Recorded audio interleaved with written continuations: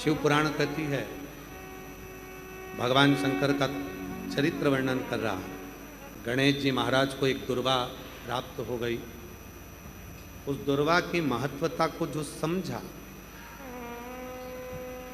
हम तो यहाँ तक कहेंगे, शायद आप लोगों के स्मरण में है नहीं है, कि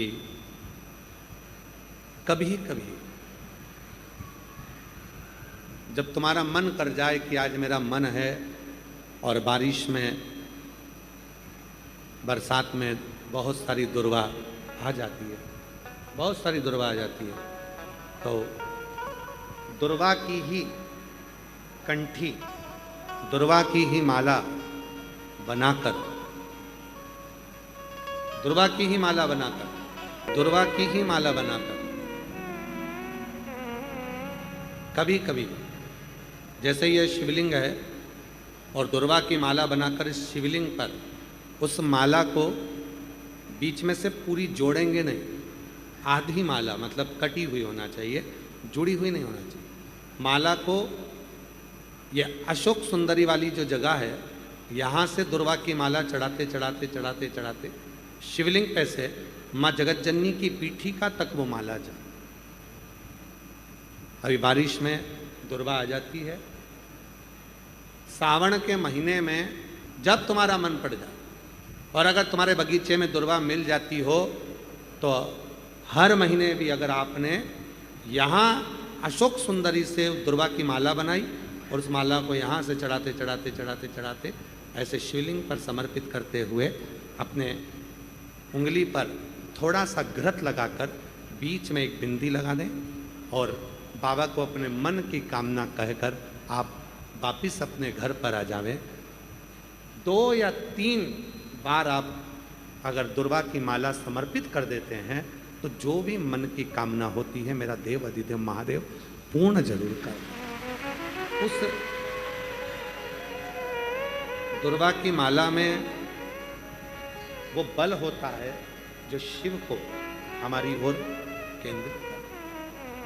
गणेश पुराण में आता है कि शमी वृक्ष की पत्ती को जब कोई नारी, पुरुष, बच्चा, बूढ़ा, जवान उस शमी के पत्ते को बेलपत्र के साथ लेकर जब शिवालय तक जाता है, जितनी देर तक वो शमी का पत्ता उसके हाथ में रहता है, जितनी देर तक शमी का पत्र उसके घर में रहता है, जितनी देर तक शमी का पत्र उसके स्पर्श में रहता है, उतने उतने शरीर के रोग, दुख, ताप काट देता है और उसे अलग से बल प्रदान कर देता है। शमी पत्र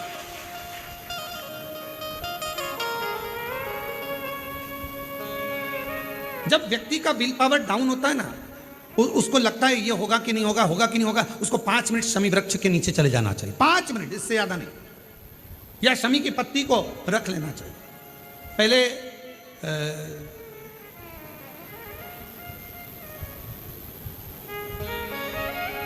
कोई स्थान का ध्यान नहीं आ रहा है स्मरण में, पहले एक नियम चलता था, आप लोगों के जिंदगी में भी, आपका भी बुढ़ापा आया होगा, आप भी युवान अवस्था में आए होंगे, कभी तो स्कूल गए होंगे, कभी तो पढ़ने गए होंगे।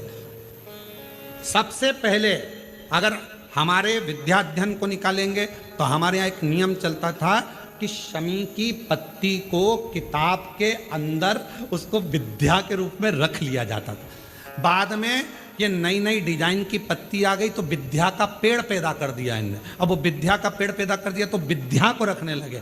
विद्या की पत्ती को लोग शमी की पत्ती समझने लगे, क्योंकि उसमें भी ऐसी पत्तियां निकली रहती है और शमी की पत्ती भी ऐसी ऐसी निकली रहती है। तो पहले नियम था कि किताब के अंदर शमी की पत्ती को रख लेते थे और कहते थे इसमें विद्या है, इसमें विद्या है। विद्या का मतलब क्या, उसको बल मिलता था, एनर्जी मिलती थी। एग्जाम में बैठता, कॉम्पिटिशन एग्जाम में बैठता, जब वो कोई इंटरव्यू देने के लिए बैठता या टेस्ट देने के लिए बच्चा बैठता तो वह खुश होता था, मेरी किताब में शमी, मेरे किताब में विद्या रखी है। विद्या से मतलब, आज के जमाने में लोग विद्या का पेड़ की पत्ती रख लेते हैं, पर रखते क्या थे, जम के बोलो, शमी की पत्ती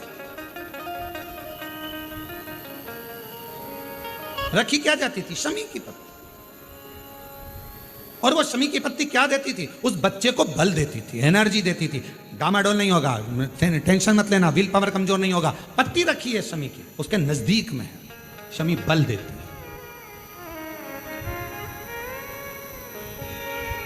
जो ये ऑनलाइन कथा चल रही है, ये शमी मंदार शिव महापुराण की कथा चल रही है, शमी कथा। और बहुत सावधानी से इसका स्मरण करिएगा कि एक शमी के वृक्ष की पत्ती कितना बल देती, कितना बल।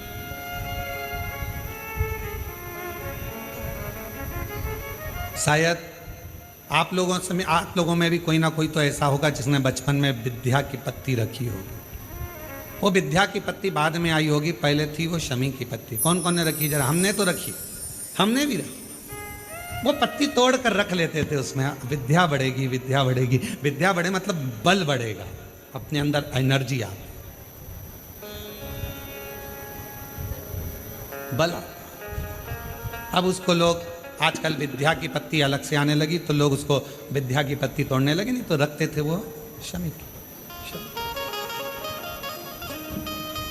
और मैंने तेरे ही भरोसे बाबा, तेरे ही भरोसे हवा बिच उड़ती जावानी बाबा, डोर हटो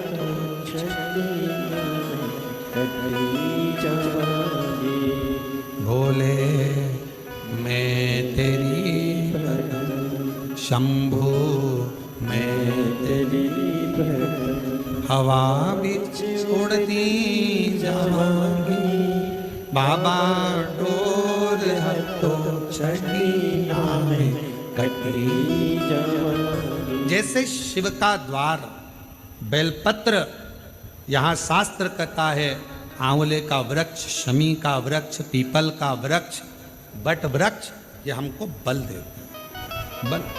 मान लो शरीर के किसी भी अंग में अगर गांठ हो गई, बहुत बड़ा रोग हो गया, बहुत बड़ा रोग हो गया, डॉक्टर को दिखाइए, दवाइयां लीजिए, जांचें कराइए। और शंकर जी की 5 लड़कियां, पहले नंबर पर जया, 5 बेलपत्र लेकर जाओ। 1 बेलपत्र जया शिव शंकरा, जम के बोलो, जया शिव शंकरा। 1 बेलपत्र अशोक सुंदरी वाली जगह पर समर्पित कर। दूसरी विषहरा शिव शंकरा, गणेश जी की जगह पर अर्पित कर। श्यामली बारी शिव शंकरा, कार्तिकेय की जगह पर समर्पित कर।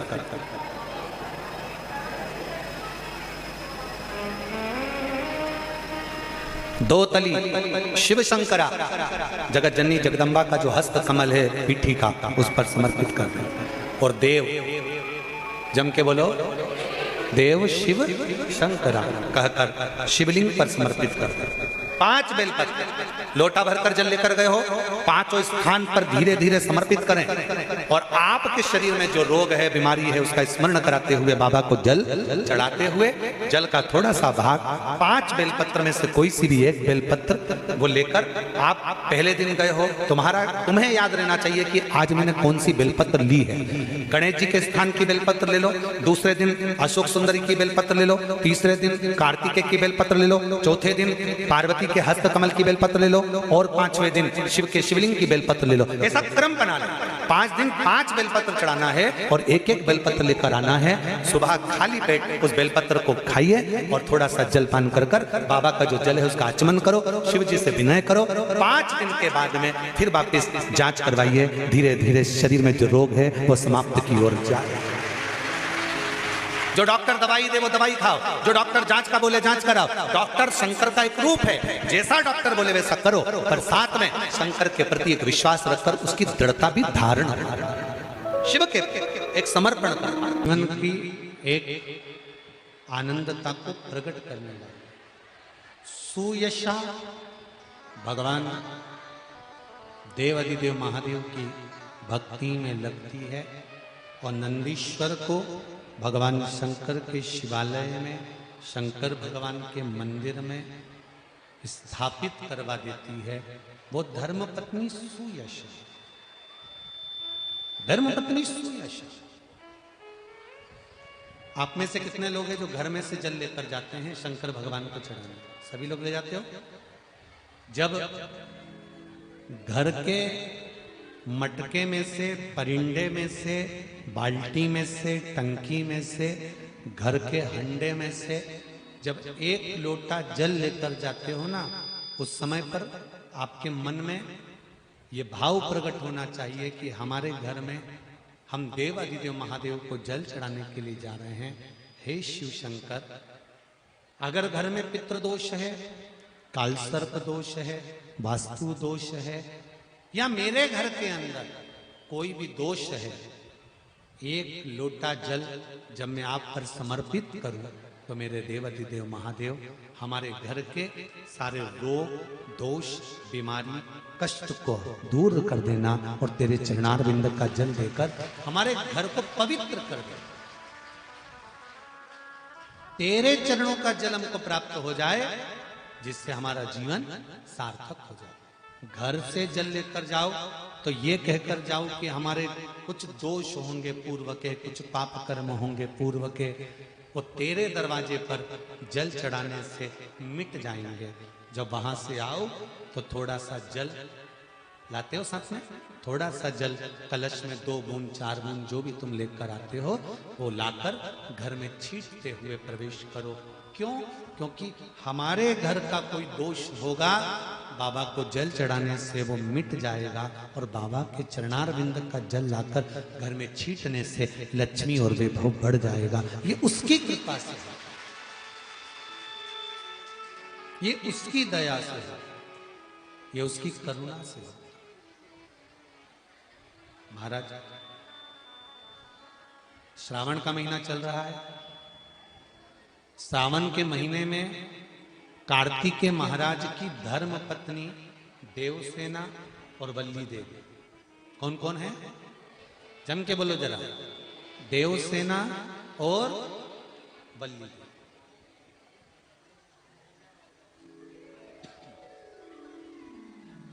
देवसेना और वल्ली देवी, ये कार्तिकेय महाराज की 2 धर्म पत्नी है। इन्होंने शंकर भगवान की आराधना कब करी थी? तो कहा जिस समय पर माता पार्वती शंकर भगवान के साथ में चौसर खेलती हैं और चौसर खेलते समय पर शंकर भगवान हार जाते हैं, नीलकंठ पर जाकर बैठ जाते हैं। नीलकंठ पर से भगवान शंकर कार्तिकेय जी से बात करते हैं। भगवान विष्णु स्वयं पासा बनते हैं, रावण निर्णायक बनता है और कार्तिकेय के कहने पर वापिस पुनः शंकर भगवान चौसर खेलने के लिए माता पार्वती के साथ बैठ जाते हैं। फिर वापिस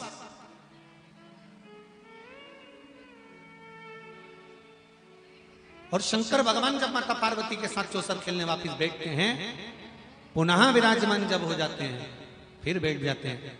तब पार्वती मैया जब हारती हैं तो पार्वती जी के मन को यह लगता है कि हारने का कारण क्या है। एक शमी का पुष्प और एक जल में मिला हुआ दूध, जल में मिला हुआ दूध और एक शमी का पुष्प। थोड़ा ध्यान देना कथा की ओर, बहुत भाव से श्रवण करिएगा। एक जल में मिला हुआ दूध और एक शमी का पुष्प, ये दोनों महामृत्युंजय के जप के लिए, महामृत्युंजय अनुष्ठान के लिए, महामृत्युंजय मंत्र के लिए बड़े प्रबलता का कार्य करते, बड़े प्रबलता। ध्यान दीजिएगा, जब आपको लगे कि आपके परिवार में अगर कोई दुखी है, किसी को बहुत कष्ट आ गया, कोई बहुत ज्यादा कर्जे में लदालुम हो गया और उसने विचार करा कि मैं तो मर जाऊं तो अच्छा है या मैं सुसाइड कर लूं तो अच्छा है, अब उनसे निवेदन रहेगा कि मरना मना नहीं, पर थोड़ा प्लान लेट बनाओ मरने का। हम ये नहीं कर रहे कि तुम मत मरो, पर थोड़ा प्लान लेट करो। आज मरने का विचार करा है तो थोड़ा सा 15 दिन रुक जाओ, फिर विचार करना 15 दिन बाद, 20 दिन बाद कि मरूं कि नहीं मरूं। पर एक कार्य जरूर कर देखना, रुद्राक्ष की माला से महामृत्युंजय मंत्र का जाप शंकर जी के मंदिर के सम्मुख में नंदीश्वर के पास में बैठकर शिव के सम्मुख को देखते हुए, शंकर के शिवलिंग को देखते हुए, शमी के पुष्प को अपने सामने रखकर एक बार महामृत्युंजय मंत्र का 108 बार जाप कर कर शमी का पुष्प उस पात्र में से, कटोरी में से उठाकर जाप पूरा होने के बाद शंकर को समर्पित करो और शंकर को समर्पित कर कर फिर विचार करना, 15 दिन 20 दिन 1 महीना रुकना कि तुम्हें बाबा ने जो तुमने मांगा वो तुम्हें दिया कि नहीं दिया। उसके बाद विचार करना कि जाऊं कि ना।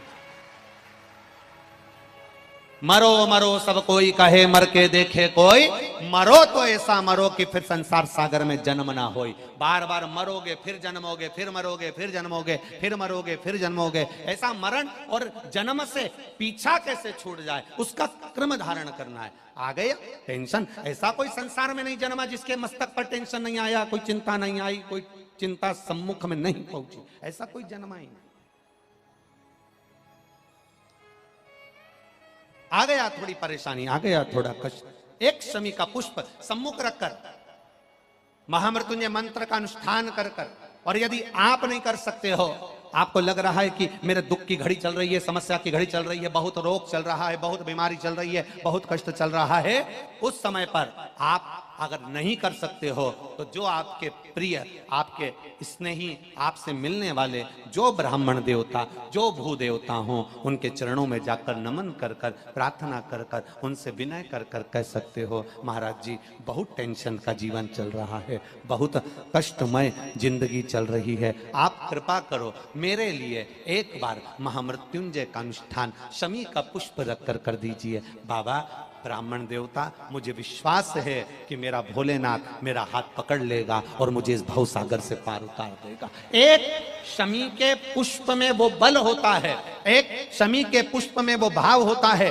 एक शमी के पुष्प में वो आनंद होता है कि महामृत्युंजय के अनुष्ठान का, महामृत्युंजय मंत्र के बल का एक आनंद सुख हमें तुरंत प्रदान कर देगा, तुरंत देगा। जैसे बेलपत्री के मध्य भाग, बड़ा ध्यान दीजिएगा, यह बेलपत्र है और इस बेलपत्र के 2 पत्ती और ये 3 पत्ती का जहां पर मिलन हुआ है, फिर अच्छे से देख लीजिए, बेलपत्र की 2 पत्तियां, ये 3 पत्तियों का जहां बीच में मिलन हुआ है, उस 3 पत्ती के मिलन की जगह पर केवल मिलन वाले स्थान पर चंदन लगाकर अगर हम 108 बार महामृत्युंजय मंत्र का स्मरण कर कर देवाधिदेव महादेव को समर्पित करते हैं तो मनवांछित फल की कामना हमारी तुरंत पूर्ण हो जाती है। वो महामृत्युंजय मंत्र